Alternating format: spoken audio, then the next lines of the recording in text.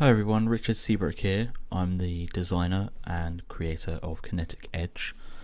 Today just going to go through a bit of gameplay footage and some design ideas of how we got to where we are. And over the next few minutes really, just going to show you how we got to the design we're currently at in our live demo and what we expect to do in the future for the game. So I'll crack on now. Basically, with Kinetic Edge, we wanted to design a game where it's quick and easy to play with your friends. That's the primary goal. From that point, we wanted to achieve some goals where we had specific design targets, but it was all really based around fun, being fun, quick, easy to understand, hard to master, good time with your friends, and just all of those things really when it comes to having a fast, fluid and fun gameplay experience. So once we defined those goals, we basically said, right, what do we want to do next? We wanted to find the look and feel of the game. So for about about a week or so, we tried to have a look at different themes and different styles, how we would theme the game, what the aesthetics would look like, what the environment would be like, but again, we wanted it to be quite a easy to understand world. Quick, not only was it quick to understand, but it's quick for us to make, because we wanted this to be a very fast and fun development that we could do quickly and see how fast we can make a really fun and compelling game. So from a developer standpoint as well, we often make games that take quite a while to make. Easily can run into years and years. So we decided to say, hey, can we make it a really fun game in actually quite a quick amount of time? So that was another one of our goals here, and I think we're doing quite well at achieving that. There's just some gameplay footage I'm going through now, which will be just a standard race mode. So you'll see on here that we've just gone through the menu and we're in the game. And right now it's in heavy development, so there's lots of stuff that will change, but really this is just it's a good look at what we will be at our final version in February. So this is race mode, but I'm just racing against time to try and get the best time, which will log on your Steam user board, so you can get your best time against your friends as well. So that's already all working, and it's good stuff. So yeah, each level contains checkpoints that you'll go through, and that'll save you progress. So if you do fall off the edge, or someone can push you off the edge, then you won't necessarily go back to the start. With the level designs for most of these, I have designed a level with a theme. So this one, for example, is all a circular theme, and with the whole game, the edges of every object will be lit, basically. So that's how we get the style of the game. Everything on the outside has to be lit in some way, so the actual surface should only be either reflective or matte, and then from there I design the environment with all the different colors and all the different shapes. But yeah, going back to what I was saying about the circles, this level has a specific circular theme where I try to make all the different levels. Not only do they have a theme, but they have a gameplay based around that theme. So for this one, for example, you go in circles, you're balancing on circles, and then when you go to the end of this level, you're like kind of going round semicircles to get to the top. So that's the general idea and the principle of the design, and then from there we just try to make it as fun as possible. So how we've done that is basically to make it multiplayer. We want single and multiplayer. They both work, and they're both playable now in the demo, so you can go and try it. The only reason why I'm not going to show any multiplayer footage in this is because it's just a recording of myself. So but yeah, so you can race in multiplayer, and you can also race in single player. So if you race in single player, you get your time logged on the leaderboard. So if your other friend wants to come and hop in and race against your time, then they can do that. And maybe at some point down the line, I would like to possibly introduce like a ghost of your friend as well. That's quite a complicated thing, I guess. So but yeah, eventually it would be cool if we could get the ghost in there too. So this level is a triangular and pyramid theme. We wanted to have a challenging level, all based on the design principle that we had that I explained a minute ago, where it's all about having a theme that works with the game design. So with this one, we took pyramids and triangles. There's me failing there as well, but yeah. So we took the pyramid triangle shape, and we tried to make levels out of that specifically. So we'll try and make the entire environment out of those shapes, and then also the actual challenges. So you can see a few of the challenges that you'll go through on this level. They're based around the actual pyramid shape or the triangular shape, and so we keep the checkpoints, in case anyone's wondering, just as a circle for all checkpoints, just because I want the player to learn that that is the checkpoint, and I feel that if we do keep continually changing up the shape of the checkpoint, it's going to become quite hard to remember what exactly they are.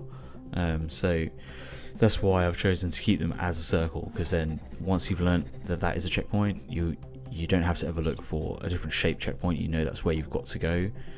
Yeah, so that's why we keep that consistent, but the rest of the things I will try and change up. One of the things we do get with the levels when we put the reflectivity up is we get quite an interesting visual style. So far people really like it, and they really like how it actually all refracts and reflects off of the surfaces. So we're really happy with the design style in that regard. I think we do need to tweak it in some ways before we go for our full launch, because some environments are really trippy, like too trippy, and I definitely think they need to just be toned down slightly. But overall, it's a good thing that we've got for our style. So this one, in this level, the goal was to get to the pyramid at the end. We wanted a big run up to the end, and then when you get inside, you are now inside the pyramid here, and then it looks like the floor is essentially glowing, it's on fire, and then you have to go up the final one, the final path to get to the end of the checkpoint, end of the level. Sorry. So that's another kind of example of the route that we're going. Next level that we're playing here is the actual exterior of the pyramid. So for this one, we try to iterate on our previous design when you were racing towards the pyramid. So for this one, we wanted to focus on the design of the color and the design of the actual level. So we wanted a fully dynamic pyramid that was kind of building itself and constructing and destructing. So we wanted platforms to come in and out, and we wanted the player to have to basically get to the top of the pyramid whilst it was moving and evolving and building itself as in one object. So to begin with, we have these spikes that stick out, and then the pyramid will slowly move out and block your progress, and then when the pyramid starts to retract, you have to time it so you can then jump across. And we thought a lot about color and visual cues for this level, and I wanted to maintain a consistency and a theme with color as well as the shape in this level. So you'll see that some of the platforms are a brighter yellow, and the safe areas will be green, ones that don't move, and checkpoints will be green. However, there are elements that will block you or potentially push you off or make you go back to a checkpoint, and those that I have styled those in red. So this is a combination now of all of the different things that we've been trying and testing, and this is a really nice mix of both visual and theme of the level. So basically the player now has to go around the pyramid over and over and triumph over all of these separate challenges essentially, and then just up here, when this is an interesting one, when we put platforms in, we keep the physics velocity on the ball. It's not the only shape you can play others, but we just test with the ball for the time being. We want to introduce more shapes soon. But yeah, so if the platform is moving, velocity will continue to be applied to the player. So if you do nothing, it will throw you off the edge. So even when the platforms are rotating and moving, it's still a challenge to have to balance it whilst it's on the incline and also spinning until you get to that next checkpoint, which is just coming up now. And then the end goal of this level was to get to the top, and once you hit the top of the pyramid, the level is complete.